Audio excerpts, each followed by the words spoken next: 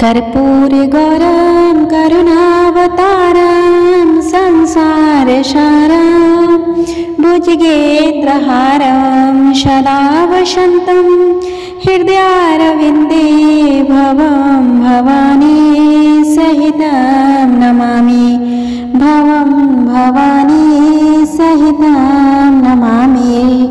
नमस्कार भक्तजनों, आप सभी को आपके इस अपने YouTube channel Shiv Shakti 108M में हार्दिक स्वागत है।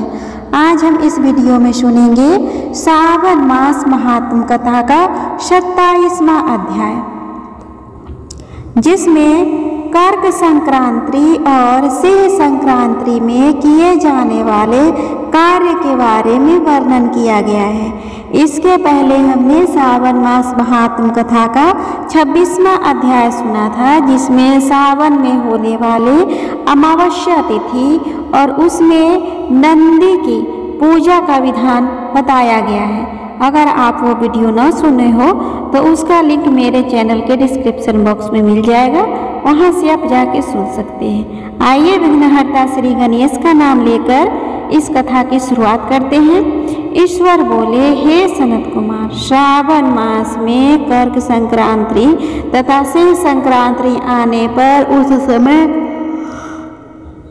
जो कृत्य किए जाते हैं उन्हें भी मैं आपसे कहता हूँ। कर्क संक्रांति तथा सिंह संक्रांति के बीच की अवधि में सभी नदियाँ रजस्वला रहती है, अतः समुद्रगामिनी नदियों को छोड़कर उन सभी में स्नान नहीं करना चाहिए।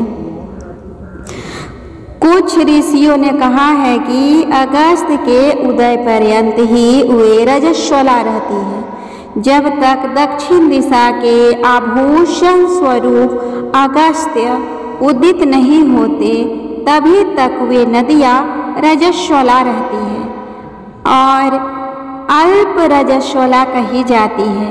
जो नदियाँ पृथ्वी पर ग्रीष्म ऋतु में सूखा रहती है, वर्षा काल में जब तक 10 दिन न बीत जाए तब तक उसमें स्नान नहीं करना चाहिए। जिन नदियों की गति स्वतः 8000 धनुष तक नहीं हो जाती तब तक वे नदी शब्द की संज्ञावली नहीं होती, अपितु वे गर्त कही जाती है। भक्तजनों, कर्क संक्रांति के प्रारंभ में 3 दिन तक महानदियाँ रजस्वला रहती है। वे स्त्रियों की भांति चौथे दिन शुद्ध हो जाती है। हे मुने, अब मैं महानदियों को बताऊंगा, आप सावधान होकर सुनिए। गोदावरी, भीमरथी, तुंगभद्र, वेनिका, तापी, पयोष्णी, ये 6 नदियाँ विंध्य के दक्षिण में कही गई है। भागीरथी, नर्मदा, यमुना, सरस्वती, अशोका, वितस्ता, ये 6 नदियाँ विंध्य के उत्तर में कही गई है। ये 12 महानदियाँ देवर्षि क्षेत्र से उत्पन्न हुई है। हे मुने, देविका, कावेरी, वंजरा, कृष्णा, ये महानदियाँ कर्क संक्रमण में प्रारंभ में 1 दिन तक रजस्वला रहती है। गौतमी नामक नदी कर्क संक्रमण होने पर 3 दिनों तक रजस्वला रहती है। चंद्रभागा, सती, सिंधु, सरयू, नर्मदा, गंगा, यमुना, पलक्षजाला, सरस्वती, ये जो नाद संज्ञा वाली नदियाँ हैं वे रजोदोष से युक्त नहीं होती है।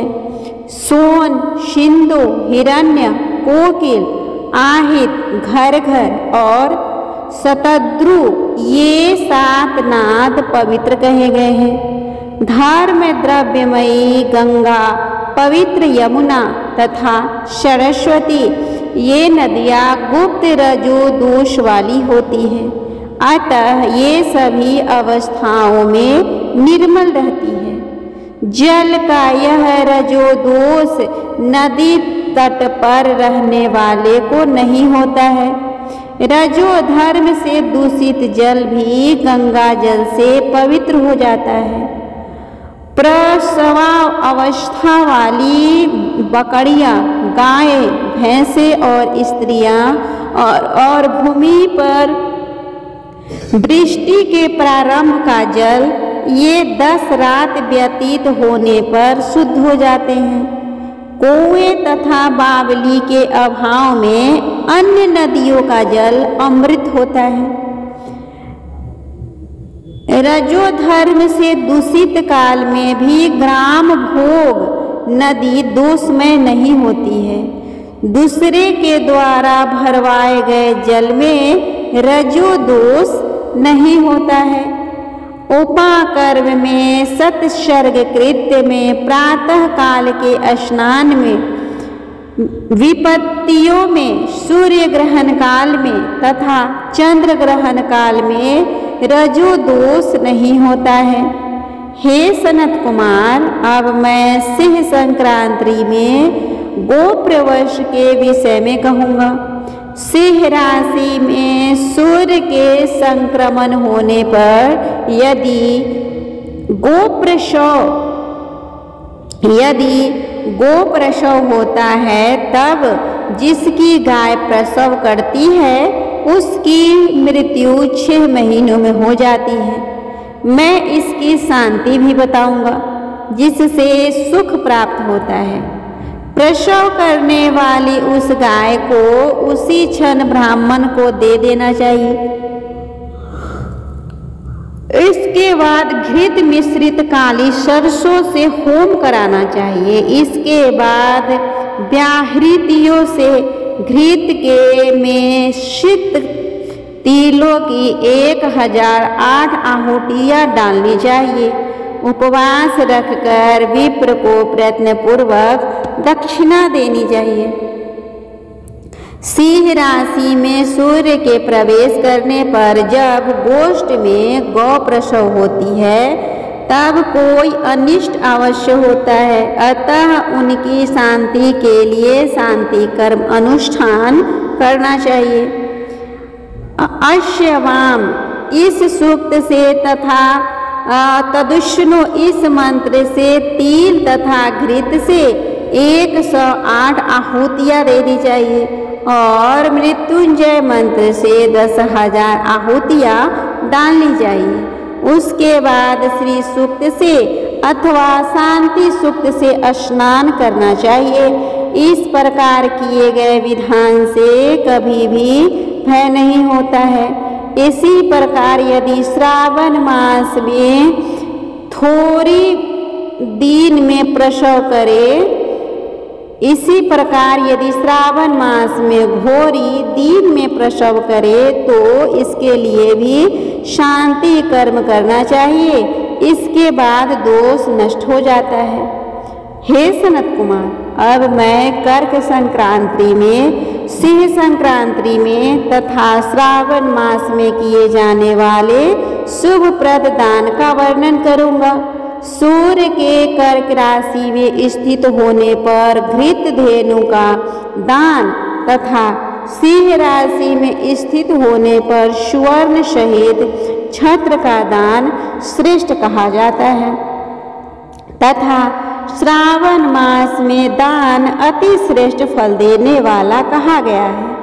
भगवान श्रीधर की प्रसन्नता के लिए श्रावण मास में घृत कुंभ, घृत धेनु तथा फल विद्वान ब्राह्मण को प्रदान करने चाहिए। मेरी प्रसन्नता के लिए श्रावण मास में किए गए दान अन्य मासों के दानों की अपेक्षा अधिक अक्षय फल देने वाले होते हैं। 12 महीनों में इसके समान अन्य मास तुमको प्रिय नहीं है। जब श्रावण मास आने को होता है तब मैं इसकी प्रतीक्षा करता हूँ। जो मनुष्य इस मास में व्रत करता है वह मुझे परम प्रिय होता है, क्योंकि चंद्रमा ब्राह्मणों के राजा है, सूर्य सभी के प्रत्यक्ष देवता है। ये दोनों मेरे नेत्र है। कर्क तथा सिंह की दोनों संक्रांतियाँ जिस मास में पड़े उससे बढ़कर किसका महात्म होगा। जो मनुष्य इस श्रावण मास में पूरे महीने प्रातःकाल स्नान करता है वह 12 महीने के प्रातः स्नान का फल प्राप्त करता है। यदि मनुष्य श्रावण मास में प्रातः स्नान नहीं करता है तो 12 महीनों में किए गए उसके सारे स्नान का फल निष्फल हो जाता है। हे महादेव, हे दया सिंधु, मैं श्रावण मास में उषा काल में प्रातः स्नान करूँगा। हे प्रभु, मुझे विघ्न रहित कीजिए। प्रातः स्नान करके शिव जी की पूजा करके श्रावण मास की शतकथा का प्रतिदिन भक्ति पूर्वक श्रवण करना चाहिए। बुद्धिमान व्यक्ति इस प्रकार से ही मास व्यतीत करते हैं। अतः मासों की प्रवृत्ति पूर्णमासी प्रतिप्रदा से होती है, किंतु इस मास की प्रवृत्ति अमावस्या की प्रतिप्रदा से होती है। श्रावण मास की कथा के महात्म का वर्णन भला कौन कर सकता है। इस मास में व्रत, स्नान, कथा श्रवण आदि से जो 7 प्रकार के वंध्या स्त्री होती है वह भी सुंदर पुत्र प्राप्त करती है। विद्या चाहने वाला विद्या प्राप्त करता है, बल की कामना रखने वाला बल प्राप्त करता है, रोगी आरोग्य प्राप्त कर लेता है। बंधन में पड़ा हुआ व्यक्ति बंधन से छूट जाता है। धन का अभिलाषी धन को पा लेता है। धर्म के प्रति मनुष्य का अनुराग हो जाता है तथा पत्नी की कामना करने वाला उत्तम पत्नी पाता है। हे मानद, अधिक कहने से क्या प्रयोजन।